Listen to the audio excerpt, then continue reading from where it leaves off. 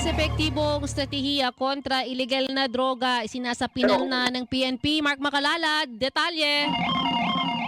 Malapit nang matapos ng Philippine National Police Drug Enforcement Group ang bagong anti-drug strategy na layong mapaigting ang kahusayan sa operasyon, intelligence gathering at pakikipag-ugnayan sa mga komunidad ng mga pulis. Ayon kay PNP Chief Police General Romel Marbil, kasunod ng direktiba ni Pangulong Bongbong Marcos na paigtingin ang kampanya laban sa illegal na droga sa pamamagitan ng pagtugis hindi lamang sa mga malalaking sindikato kundi maging sa mga street level na sangkot, nagsasagawa ng mas maigting na hakbang ang PNP para palawakin ang saklaw at lalim ng operasyon kontra illegal na droga sa bansa.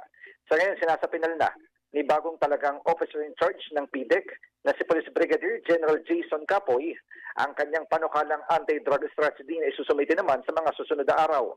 Pahayag pa ni Marbil, bagaman ang PIDEA ang pangunahing ahensya sa kampanya ng pamahalaan laban sa droga, mas pinagtibay nila ang koordinasyon at pakikipagtulungan sa PIDEA upang masigurong mas malawak ang epekto ng operasyon sa ground level.